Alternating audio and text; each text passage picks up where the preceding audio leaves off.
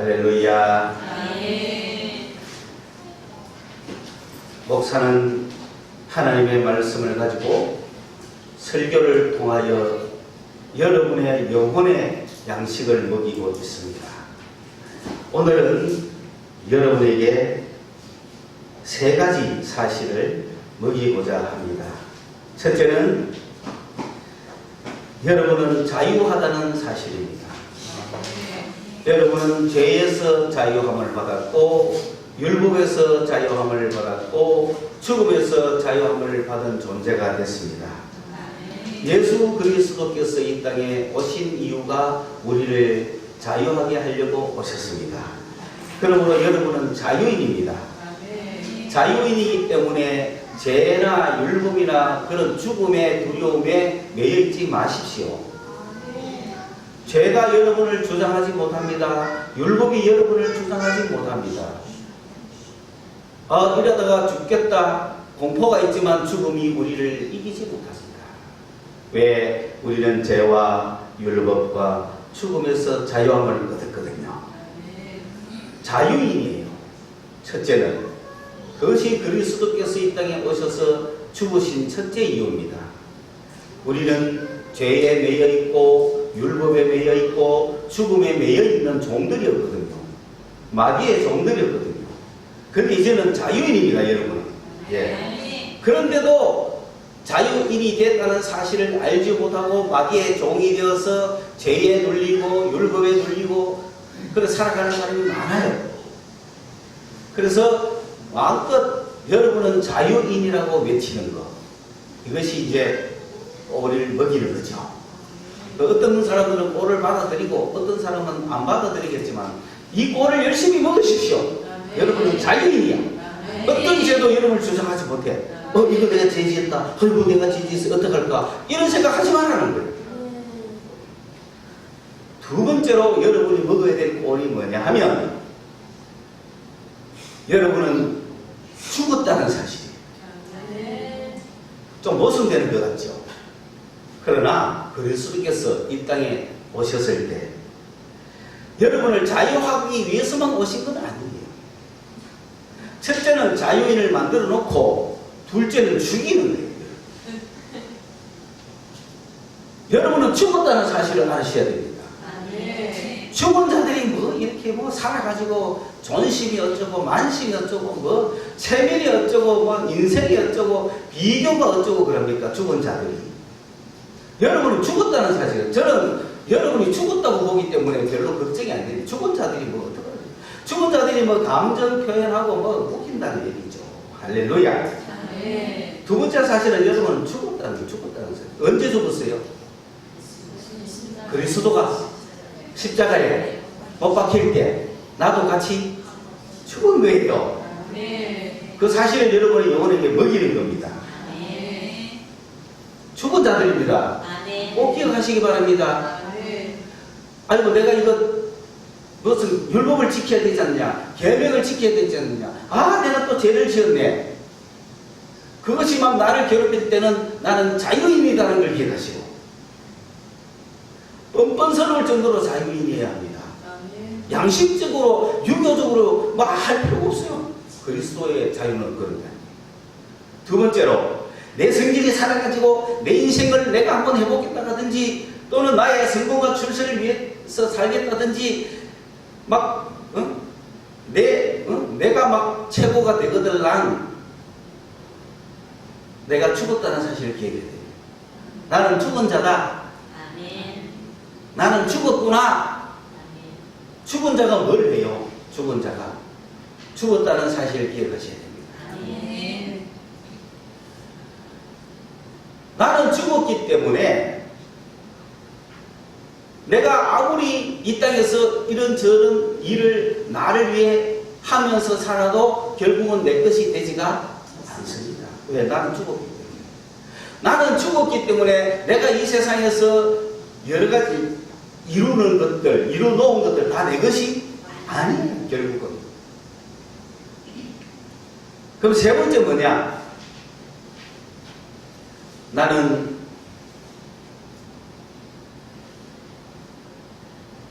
살았다. 어떻게 사느냐? 첫째, 예수를 믿는 믿음 안에서 사는 거예요. 여러분은 믿음으로 예수 안에서 살고 있는 거예요. 둘째, 사랑으로 이웃 안에서 살고 있는 거예요. 요거는 루터가 한 얘기예요. 저도 동의하기 때문에 인용했어요. 맞기 때문에. 여러분은 이제 어디서 사느냐면 예수를 믿는 믿음으로만 살아가는 거예요. 믿음 안에서 살아가고 이웃을 사랑하는 사랑 안에서 살아가는 거예요. 여기 딱 두 가지입니다. 여러분은 예수 안에서 살고 이웃 안에서 사는데, 예수 안에서는 믿음으로 살고 이웃 안에는 사랑으로 사는 겁니다. 이건 무슨 말이냐면은 이제 내가 사는 삶의 의미는 예수 안에서 믿음으로 예수와 관련해서만 살아가는 거고, 예수 안에서 믿음으로만 관련해서 사는 그것이만 사는 거고, 내가 사랑 안에서 이웃과 사랑의 행위를 나누고 주고받는 그것만이 우리의 삶이라는 거예요. 그 외의 거는 삶이 아니라는 거예요. 그러니까 믿음 안에 살고 사랑 안에 사는 거예요. 그게 그리스도인의 운명입니다. 그래서 주님이 우리에게 자유를 주셨는데 우리는 곧바로 종이 되어야 됩니다. 그리스도의 종이 되어야 됩니다. 우리를 자유하게 했는데 가만히 놔두면 방종으로 가버립니다. 우리를 자유하게 했는데 가만히 놔두면 육체를 위해서 삽니다. 우리를 자유하게 했는데 가만히 놔두면 죄만 짓고 삽니다. 우리를 자유하게 했는데 가만히 놔두면 자기 정욕만 위해서 삽니다. 우리를 자유하게 했는데 가만히 놔두면 또 죄 짓고 삽니다. 죄는 상관이 없죠. 그래서 마음껏 죄지도 관계는 없어요. 그러나 그렇게 살아라고 자유하게 했을까요? 아니잖아요. 그렇게 살아봤자 또 죽음인데요. 우리를 자유하게 하신 이유는 우리를 종되게 하려고. 누구의 종? 예수의 종. 이제는 마귀의 종에서 해방돼 가지고 예수의 종이 되어야 되는데, 많은 사람은 마귀의 종에서 해방이 돼 가지고 예수의 종이 되지 않고 자기 멋대로 도망가 버렸어. 지금 그런 상태에 있어. 그러니까 도망간 사람들을 찾아오라고 우리에게 전도하는 거예요. 왜? 주님이 마귀로부터 해방시켜놨는데 그럼 누구 종이 돼? 예수의 종이 돼야 되는데 자유하다고 하면 도망가 버리는 거예요. 지금 수많은 사람이. 그렇잖아요. 마귀에서부터 예수님이 풀어줬으면 우리는 누구 것이 돼야 돼요? 예수님 것이 돼야 되는데, 그러면 예수한테 와가 종이 돼야 되잖아요. 그런데 도망을 가버렸어. 지금 지멋대로. 그래서 도망간 자들을 찾아오라고. 그게 전도입니다. 그래서 우리는 주님의 종이 되어 이곳에 와 있는 거죠. 우리가 주님의 드려야 될 말씀이 이런 거란 말이에요. 우리는 그리스도의 종으로 살아가는 겁니다.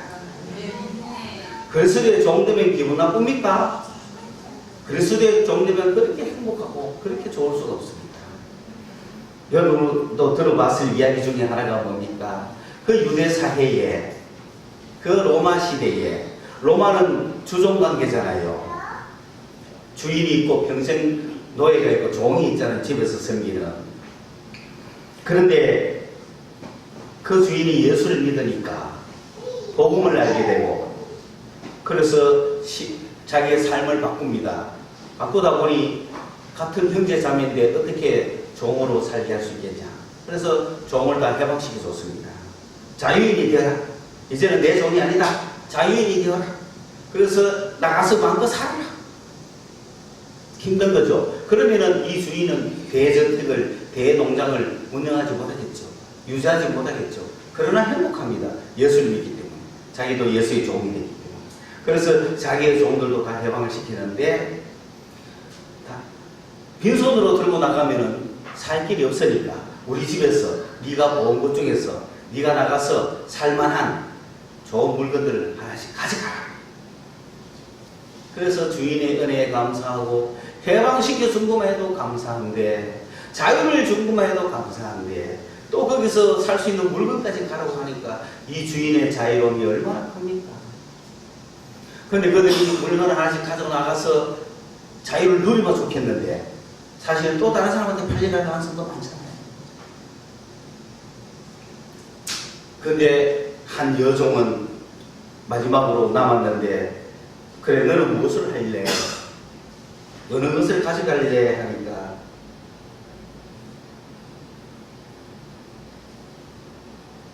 나는 당신을 가지겠습니다.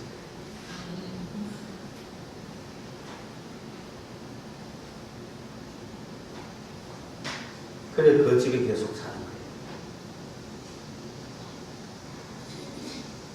행복한 선택이죠. 우리 누구의 종이 돼야 될까? 우리는 반드시 누구의 종이 돼야 돼요. 마귀의 종이 아니면 주님의 종, 둘 중에 하나 돼요. 내가 주의 종이 되면은 성령을 쫓아서 사는 사람이 되고, 내가 가만히 있으면은 육체를 위해서 삽니다. 우리 인간을 자유하게 하면은 육체를 위해서 막 살아요. 정욕을 위해서 살아요. 제약을 위해서 사는 거예요. 사는 것 자체가 죄밖에 없어요. 그렇잖아요.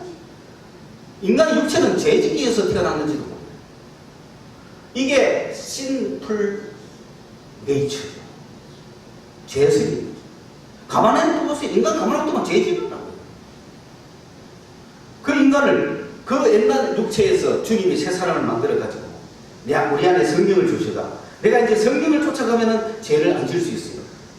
내 힘으로는 죄를 이길 수가 없어요. 술 먹겠다고 하는 나를 이길 방법이 없는 거예요. 왜? 내 육체는 그렇게 태어났으니까. 그런데 내 안에 성령이 돌아주시면 그걸 막을 수 있는 힘이 성령 안에 있어요. 내가 누구를 선택하느냐는 문제죠. 내가 내 힘으로 이겨보겠다 하면 못 이깁니다. 그러나 성령을 내가 막 쫓아가야겠다 하면은 나는 못 이기지만 성령은 이기세요. 그래서 우리가 성령의 종이 되어서 살아갈 수 있습니다. 그렇지 않고 가만히 놔두면 우리는 육체를 위해서 살아가는 거예요. 육체의 일이 어떤 것이 압니까? 음행, 더러운 것, 호색, 우상숭배, 주술, 원수 맺는 것, 분쟁, 시기, 분냄, 당짓는 것, 분열, 이단, 투기, 술취함, 방탕함, 이런 것. 이런 짓을 하는 사람은 하나님의 나라를 유업으로 받지 못한다 그랬어요. 그 대신 우리가 성령을 쫓아 살면 사랑, 희락, 화평, 오래 참음, 자비, 양성, 충성, 온유, 절제, 이 같은 것을 금지할 것이 없다 그랬어요. 우리 앞에 길은 두 개가 놓여 있습니다. 육체를 따라 살 것인가, 성령을 따라 살 것인가. 딱 두 개밖에 없습니다. 육체를 따라 사는 자는 하나님의 나라를 유업으로 받지 못합니다. 그래서 우리는 열심히 성령을 쫓아 살려고 애를 써야 됩니다. 그 성령을 쫓아 살면 우리는 어떻게 살아야 되냐면, 첫째는 그리스도의 종이 돼야 되고, 둘째는 이웃의 종이 돼야 됩니다. 여러분은 가장 가까이 있는 사람의 종이 되어야 돼요. 뭐로? 사랑으로 종돼야 되지. 권력의 종이나 돈의 종이나 뭐 권위의 종 돼서는 안 됩니다. 아버지가 도둑질 하자 하면 도둑질 해야 됩니까? 그거는 사랑의 종이 아니죠.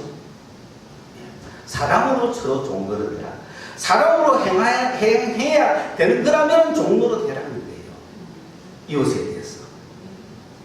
그냥 상하관계로 논리가 종노릇하는 게 아니고 서로 사랑으로 종노릇하며 살아갑니다. 옆 사람을 섬기라는 거예요. 그 사랑 안에 우리는 살아가야 돼요. 바로 여기서 옆 사람이 이웃이 누구냐면은 가장 가까이 있는 사람을 이야기합니다. 육체적으로, 장소적으로 가장 가까이 있는 사람, 뭐 혈연적으로 가장 가까이 있는 사람, 정신적으로 가장 가까이 있는 사람, 뭐 관계적으로 가장 가까이 있는 사람, 바로 그것이 이웃입니다. 성령께서는 우리 안에 계셔가지고 우리 사이에 계시는데, 제가 경험한 바로는, 여러분은 반대일지 모르겠어요. 성령은 이렇게 오셔가지고 이쪽으로 열에 나가 있는 것 같아요. 그래서 내가 옆 사람과 딱 마주하면은 내 안에 있는 성령 절반이 내 속에 있고 절반이 이웃 속에 딱 들어가 있는 거예요. 그래서 이렇게 한 성령이 이렇게 붙어 있는 거예요. 내 안에도 성령이 있고 저 사람에도 성령이 있죠. 내 생각도 다르고 저 사람 생각도 다르지만 내 안에 있는 성령이나 저 안에 있는 성령이 한 성령이니까 성령의 생각은 같겠죠. 그래서 의견이 항상 세 가지가 있습니다. 내 생각이 있고 네 생각이 있고 누구 생각이 있습니다. 성령의 생각이 공통으로 있습니다. 나는 곰탕 먹고 싶다. 또 저 사람은 짜파게티 먹고 싶다. 성경께서는 매운탕 먹자. 그러면 내 속에도 매운탕이라는 생각이 들고 저 사람 속에도 매운탕이 생각이 다. 그러니까 혹시 미안해 다른 생각이 없나 물어보면 매운탕. 그래 나도 매운탕. 그게 성령의 생각입니다. 성령께서 그렇게 해서 우리를 공유시킵니다. 우리를 하나 되게 하십니다. 성령의 인도하심을 믿으십시오. 자, 이러한 우리가 오늘 말씀의 제목은 서로 사랑으로 좋은 것을 하자. 부부라도 옛날에는 아내가 남편의 종이었어요. 그게 나쁜 건 아니에요. 하나님의 질서 속에 보면. 그런데 예수가 오고 난 이유는 사랑으로 서로 종으로 하는 거예요. 사랑으로 서로. 주의 인식 좀 하지 마세요. 종인데 뭐 자꾸 사랑으로 서로 종으로 하라고. 연애할 때는 봐줄 수 있습니다. 뭐 집앞기도 하고. 지금도 뭐 신혼들 좀 집안거든 내가 이해해요. 우리 그 국가대표들 그 자매도 막 2단 사기로 이하시 발 차보고 조직을 합니다. 이해해요. 그러나 성숙해지면 그럴 수 없죠. 서로 성격. 왜? 남자들은 여자를 막 때리는 게 재밌는데 여자는 싫어요. 남자는 그게 표현인데 우리 남자들 잘 되었어요. 몇 명 없지만 잘 되었어요. 여자들 이런 거 싫어해요. 남자들이 여자 어깨 하는 거 싫어해요. 눌리는 거 싫어해요. 근데 막 자기는 그 친근감의 표현이라고 막 하는데 사실 안 좋아요. 잘 물어보고 하세요. 상대에게 이렇게 해서 조언하실라 물어보세요. 조각하면하고 싫다 하지 마세요. 오케이? 손집사도 빨리 임집사를 데리고 와야 이런 얘기를 지금 듣게 할까 아이가? 그래야 하나하나 가르치고 가죠. 남자들이 고집이 얼마나 심지. 차 타고 갈 때 톨게이트에 뭐 티켓 뽑아 가죠. 탁 올려놓고 가죠. 가다가 덥다고 창문 열어봐 티켓 날아가보죠. 어쩌자고. 여보 저거 좀 잘 갖고 있으세요? 괜찮아. 하다가 다 나가고. 안 듣는 거야 본인 말을. 그러니까 서로 사랑으로 좋은 것을 합시다. 사랑으로. 자, 그런데 오늘 이 자유와 관계에서 좀 크게 이야기를 합시다. 여러분 개인의 자유를 내가 이야기했지만 이번 주간이 우리나라에 무슨 날이 있는 주간이죠? 참 애국심이 그리시네. 어떤 사람은 광복절이 있는지도 모를 거예요. 광복절이 뭐 하는 절이고 하겠죠. 지금은 시대가 세계 시민 월드 시티즌 시대입니다. 그러나 이런 시민 사회가 오기까지 예전에는 왕이 지배하는 왕정 시대가 있었죠. 왕과 백성이라고 하는 관계가 있었어요. 그러다가 근대주의가 오면서 왕과 백성 갖고는 체제가 유지가 안 되니까 민족이라는 개념이 나옵니다. 그래서 민족주의가 대두됐습니다. 일본 사람은 일본 민족, 한민족은 한민족, 중국은 중국 민족, 베트남은 베트남 민족, 민족끼리 이제 민족끼리 뭉치자. 그 왕이 중심이 아닙니다. 민족끼리 뭉치자. 민족주의가 대두됐죠. 그래서 우리는 백예민족, 한민족이잖아요. 그래서 우리 한민족으로 뭉쳤죠. 한족이라고 하는 대한민족, 배달의 후손들. 그래서 민족주의가 대두가 되면서 우리 민족이 나아갈 길이라든지 우리 민족이 살 길이라든지 우리 민족의 특징이라든지 민족을 위하여 이 민족을 유지할 수 있는 체제가 바로 국가입니다. 이 민족을 유지할 수 있는 체제가 바로 제국이죠. 그래서 제국을 만들었습니다. 제국을 만들고 그리고 제국주의가 됐죠. 제국주의가 되면 뭐냐면은 국가도 있어야 되고 국기도 있어야 되고 뭐 국화도 있어야 되고 하여간 뭐 단체 팀을 만들면 유니폼도 있어야 되고 뭐 많잖아요. 왕정시대는 그런 거 필요 없습니다. 그런데 민족주의가 제국주의를 만들면서 태극기니 애국가니 무궁화니 그런 의식을 갖추게 된 거죠. 여러분 학교에서는 교가가 있고 교명이 있고 뭐 교기가 있고 그렇잖아요. 그게 이제 바로 민족주의가 국가 체제를 갖추면서 가지기 시작했던 거죠. 우리나라도 제국주의를 거쳤습니다. 그러나 일본 제국주의에게 민족이 없어진 게 아니고 국가가 없어진 거죠. 그래서 국가가 없어도 민족은 있잖아요. 이 민족이 다시 국가를 하나 잡아야 되는데 그것이 바로 대한민국이죠.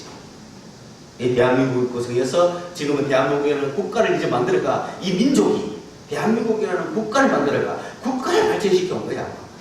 조국 근대화를 해왔죠. 그래서 막 국가에 대한 충성심이 대단한 거죠. 우리는 5시만 되면은 자리에 서서 국기에 대한 경례를 하고 어떤 행사를 할 때마다 애국가를 부르고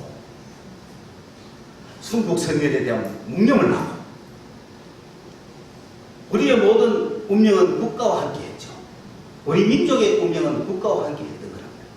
그래서 대한민국이라는 국가를 만들어서 이 국가에 충성을 했고 국가가 발전하기를 바랬고 국가가 위상을 더 높이기를 바랬고 해외에 나가면 너는 어느 나라에서 왔느냐 하면은 대한민국이라고 그래야 되고 나라도 없는 민족은 나 어느 민족이라고 할 수 있는데 나 어느 나라에서 왔다고 말할 수 없어요. 그래서 국가가 경쟁을 하게 되고 전 세계에 200개가 넘는 국가가 생기고 그런 국가 가운데 대한민국이라고 하는 국가가 경제력이 어쩌고 정치력이 어쩌고 이제 그렇게 되는 거죠. 그런 국가주의 지금 시대에 살고 있는데 방금 제가 이야기했듯이 포스트 모더니즘 21세기는 국가 해체주의입니다. 지금은 국가가 최고가 아닙니다. 국가를 막 무슨 수준으로 내시아가 국가가 발전하면 민족이 자동 발전하는 시대가 절대로 아닙니다. 지금은 월드 시티즌, 세계 시민. 그런데 우리나라 좀 거꾸로하죠. 지금 막 국가주의의 최고봉에서가 막 하고 있죠. 2차 대전 다인데 왜 이러죠? 지금 월드 시티즌 시대예요. 세계 시민이 같이 살아야 되는 시대예요. 그래서 도시별로 성장해야 돼요. 도시별로. 우리도 대구가 국제도시에는 기회를 놓쳤어요. 우리가 한 350만까지 갔으면 국제도시라고 이래서 볼 수 있는데 그만 250만에서 공짜로 보다고 주저앉으니까 부산이 한 450만. 부산이 국제도시. 우리나라는 국제도시 2개 있습니다. 서울과 부산. 세계적으로 월드 시티즌이 통하는 것이죠. 대구는 아직 안 통해요.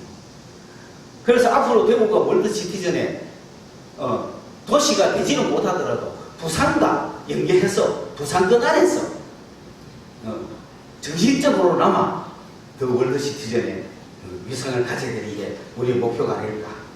그러니 여러분 빨리 우리도 국가주의를 탈피하고 월드 시티즌의 감을 잡으셔야 됩니다. 세계 시민이 함께 와서 살 수 있고 함께 갈 수 있는 그런 시대를 맞이하고 우리 경제는 우리가 지켜야 됩니다. 나라가 안 지켜줍니다. 국가가 안 지켜줍니다. 뭐 정부 예산은 쪽 하지 마세요. 다 오픈이. 우리 경제, 우리 지역에서 우리 공동체가 살아야 돼요.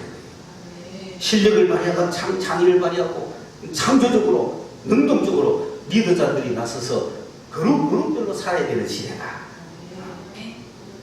이런 시대에 오기까지 우리나라가 어떻게 했는가를 잠시 한번 살펴보면서 앞으로 나아갈 길을 좀 연구해 봅시다. 여러분 조선 왕조가 고종이 임금으로 있을 때 백성들을 살폈는데 이제는 임금이 한 명 딱 있어가지고 백성을 딱 살피는 시대는 지났어요. 이제는 민족이 스스로 일어나서 민중이 일어나서 뭔가 나라를 다스리고 민중이 문제를 해결해야 되지 왕이 애행한다고 되는 게 아닌 시대가 되기 때문에 그래서 우리나라도 어떻게 하면 제국을 만들까 국가를 만들까 고민하는 중에 이제 다른 나라와 함께 이렇게 이제 수교를 하기 시작했죠. 그래서 1882년도에 미국하고 처음 수교를 맺습니다. 미국하고 수교를 맺은 것은 참 다행이라고 생각해요. 그래서 통상을 맺고 나니까 사절단을 미국에 보내잖아요. 미국을 병문하고 와야 되잖아요. 옛날에 중국하고 맺으면 사절단 보내듯이. 그래서 미국에 사절단을 보내보니 미국은 엄청난 나라였어요. 민주주의라는 체제도 발전하고 백성들이 하나같이 잘 살고 임금 왕 백성 제도 없는데도 다 잘 살고 먹을 거 풍성하고 어떻게 이런 나라를 만들 수 있노? 그러니까 교육 제도가 엄청 훌륭하다는 거죠. 학교에서 교육을 길러내가 인재들을 길러내고 하는데 뭐 놀랍단 말이죠. 그래서 민영익이라든지 그런 분들이 이제 돌아와서 홍영식 이런 분들이 돌아와가지고 자기 이제 그쪽이 명성황후니까 도정왕이 얘기했죠. 우리도 빨리 학교를 만들어야 되겠습니다. 서당까지는 안 되겠습니다. 미국에다가 교사 3명을 보내달라고 요청합니다. 우리도 서양식 근대 교육을 하고 싶으니까 교사를 보내주십시오. 그래서 미 국무부가 교육국장에게 3명을 선발해가 보내주십시오. 근데 이 교육국장이 신실한 그리스도인이다. 그가 일반 하버드 프린스턴 대학 출신도 아닌 신학교 출신 목사들이죠. 어떻게 보면 신학교 출신 3분을 교사로 선발했습니다. 그들은 한국에 신식 교사로 왔지만 사실은 신학을 전공한 선교사들이죠. 그들이 우리나라의 신식 교육을 시작했습니다. 그래서 정부에서 만든 것이 유경공원이라고 하는 이제 신식 교육 기관을 만들었죠. 거기에 이 3사람이 와서 교사가 됐죠. 헐버트, 길모, 벙커 이런 사람들인데 여러분은 뭐 이름을 잘 못 외울 정도로 잘 못 들어봤겠죠. 이 사람들이 와서 유경공원에서 신식 교육을 가르치는데 나라가 점점 힘들어가고 제국이 경제가 없으니까 국가 운영을 못하니까 유경공원도 돈이 없어서 운영을 못하는 거예요. 10년 만에 폐지가 됩니다. 폐지가 되니까 마침 그때 감리교 선교사였던 아펜젤러는 1885년에 벌써 배제 학당을 세웠거든요. 사립교육이죠. 아펜젤러는 감리교의 돈의 지원을 받아가지고 배제 학당을 1885년에 세웠고 정부는 유경공원이라고 하는 것을 1884년에 세워가지고 미국에서 교사 3명을 초빙해서 신식교육을 하고 있었는데 나라는 돈이 없고 나라가 미국의 감리교보다 돈이 없는 거예요. 나라가. 그러니까 이거는 폐지돼야 되고 이 배제학당은 계속 신식교육을 하고 있고 그래서 정부가 이 배제학당에 돈을 지원해 주면서 우리나라 엘리트들을 좀 교육시켜 주세요. 이렇게 하는 거예요. 그러면서 이 3사람이 배제학당에 와서 교사가 되는 거죠. 그래서 벙커 선교사는 배제학당에서 교사가 됐습니다.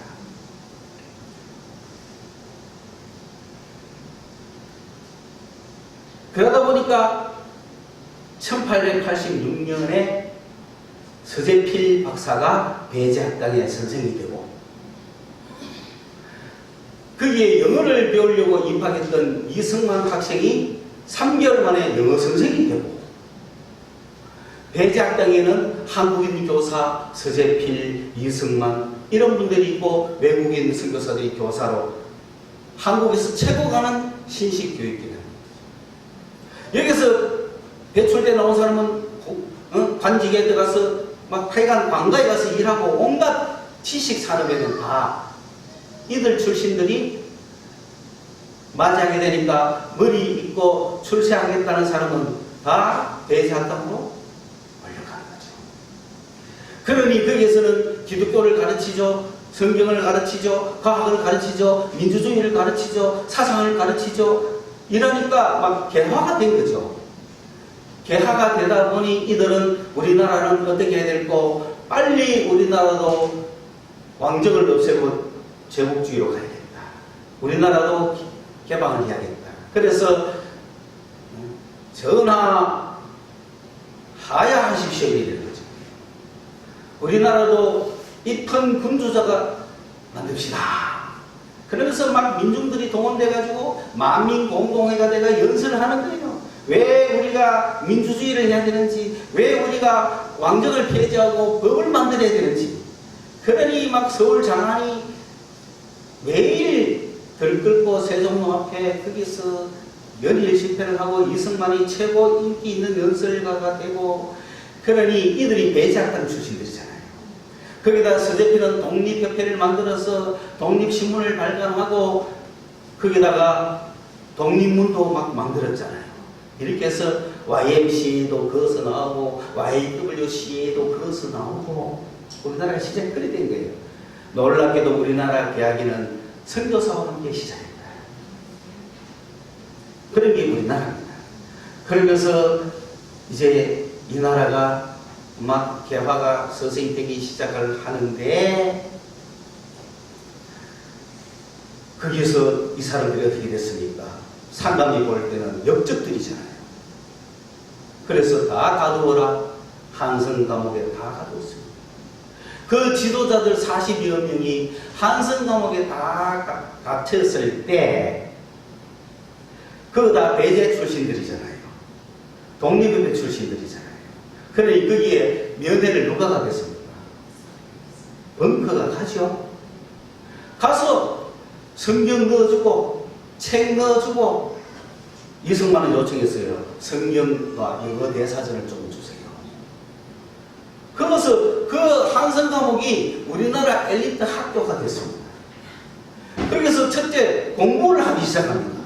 책이 들어오니까 도서관 역할을 했던 거예요. 신식 도서관. 감옥이니까 아무도 못 가서 말하잖아요. 하나님 입장에서 이야기하면 하나님이 40명 뽑아가 한성학교 입학시키가 아무것도 못하고 신식 공부시키고 성경 읽게 만든 거예요. 연구 토론하게 만들고 그 안에 앉아가지고 40여 명이. 거기서 첫 개종자가 이승만이 예수를 믿게 됐어요. 성경을 읽으면서 하나님을 만났어요. 임재해오는 하나님을 만났어요.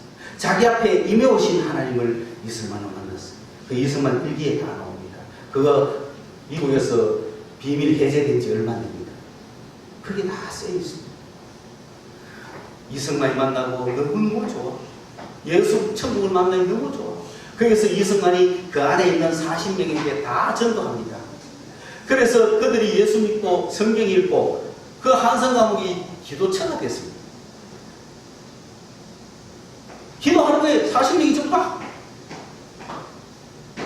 그 기도합니까? 그 다음에는 다 예배합니다. 그래서 한성 감옥은 첫째 도서관 역할을 했고, 둘째 기도원 역할을 했고, 셋째 예배당 역할을 했다. 넷째 신학교 역할까지 했다. 그 안에서 한국의 엘리트들 전부 이래가지고 나왔습니다. 그들이 다 1905년 되면 다 나옵니다. 세상 밖으로 다 나옵니다. 그들이 그 훈련받아 나왔습니다. 그렇게 해서 우리나라가 시작이 되지 않습니까? 그렇게 시작된 이 땅의 개화입니다. 기독교 정신으로 완전히 무장된 나라였죠.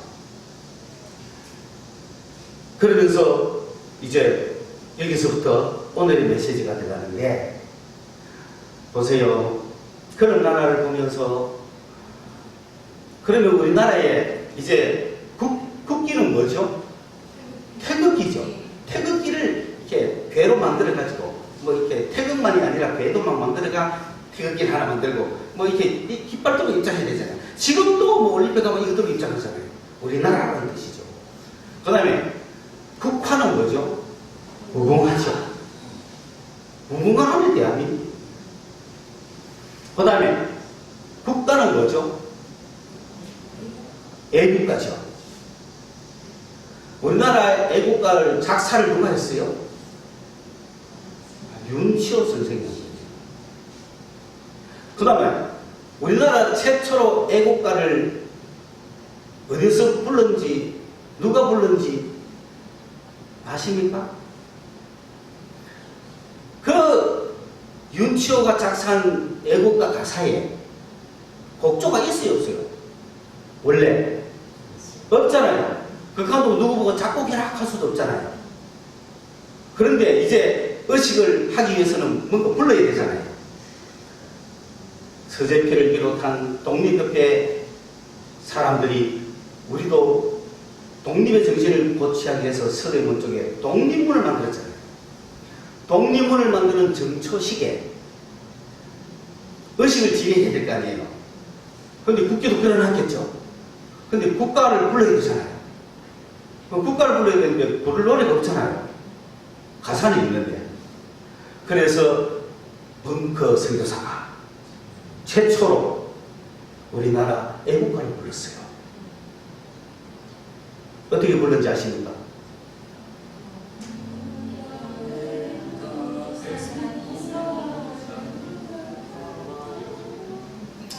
찬송가에 나오는 스코틀랜드 영국의 올드레인 사인, 영국의 노래라인, 그 곡에 가사를 붙여가지고 최초로 애국가를 부른 사람이 벙커입니다.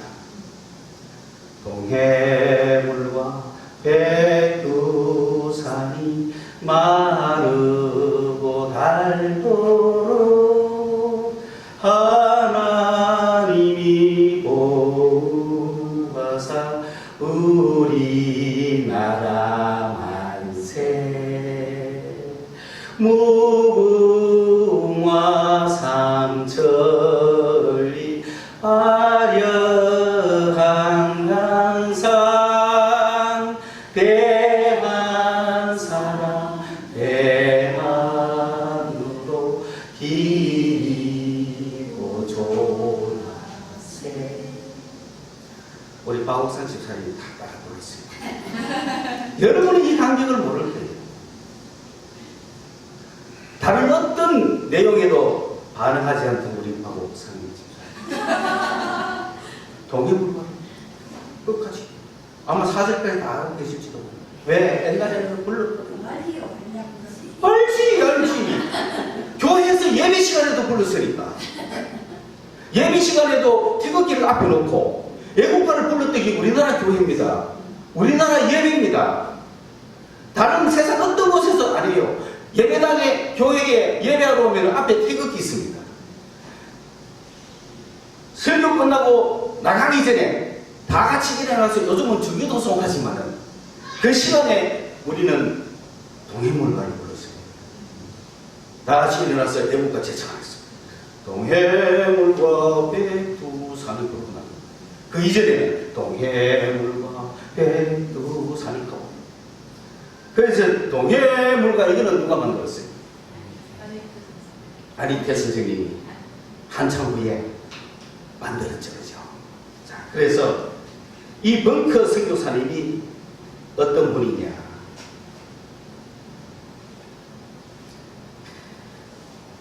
그는 1853년생이니까 미국에서 오하이오주에서 태어나가지고 유니온 신학교를 졸업을 하고 1886년에 미국 국무부의 지령으로 한국의 대화학교를 위한 교사로 한국에 파송을 받아와서 육영고원에서 교사를 하다가 육영고원이 폐지되니까 배제학당을 갖고 배제학당에서 아펜젤러가 불의의 사고로 순교를 당하시니까 아펜젤러를 이어서 배제학당에 학장이 내가 배제학당을 관리하다가 1926년 73세로 은퇴를 하고 미국으로 갑니다. 그는 동대문 교회를 만들고 종탑을 거기에 종을 벙커 선교사가 만들었는데 이 종소리가 3.1 운동을 깨웠다고 말하고 있습니다. 그리고 그는 1932년 미국 샌디에고에서 80세로 별세를 합니다. 별세하면서 그는 나의 유골이 남아 한국 땅에 묻어달라. 그 부인이 그 다음 해에 벙커에 유골을 들고 한국에 왔어. 최문안교에서 예배를 드리고 양화진 제1묘역에 안치를 했습니다. 그의 묘비는 이렇게 되어 있습니다. until the day dawn, 새벽이 올 때까지. The shadows flee away, 어둠이 물러갈 때. 어둠이 물러가고, 어둠이 물러가고 새벽이 올 때까지 라고 하는 뜻의 영어 문장을 묘비에 세워져 있습니다. 그는 그리스도의 종으로 사신 것이고, 사랑의 종으로 산 것이고, 믿음 안에서 예수의 종으로 산 것이군요. 그런 삶을 본받고 싶은데, 놀랍게도 여러분 8월달에 표지 인물이 벙커라는 걸 모르시죠? 우리 교회 달력을 찾아보십시오. 거기에 벙커 선교사가 자리 잡고 있습니다. 이것이 우연이겠습니까? 우리 교회 성도 여러분, 벙커와 같은 그리스도의 종으로, 이웃을 향한 사랑의 종으로 사시는 여러분이 되시기를 간절히 축원합니다. 네. 사랑의 아버지 하나님, 8월의 한가운데 있습니다. 나라와 국가와 세계 열강 속에 오늘 우리가 살아가고 있는 이때에 주님은 우리에게 자유를 주셨지만은 우리는 그 자유를 가지고 방종하고 있고, 이 민족에게 자유를 주셨지만은 우리는 그 자유를 가지고 이상한 사상을 따라가고 있습니다. 세상을 쫓아가고 있고, 향락을 사랑하고 물질을 사랑하고 명예를 좋아하고 음행하면서 이상한 사상을 따라가며 매이며 그리스도께서 자유케 해주신 그 뜻을 잊어버리고 오늘 우리 사회와 우리 국가와 우리 민족이 엉뚱한 곳으로 가고 있습니다. 이럴 때 저희들이 그리스도께서 우리를 자유케 하셨다는 사실을 다시 한번 기억하며 그리스도의 종이 되도록 결심하고, 주께서 주신 이 자유를 다른 곳에 쓰지 아니하고 하나님의 나라를 위해 쓸 수 있도록 은혜를 주시옵소서. 우리 교회가 먼저 시작할 수 있도록 은혜를 주시옵소서. 예수님의 이름으로 기도드리옵나이다.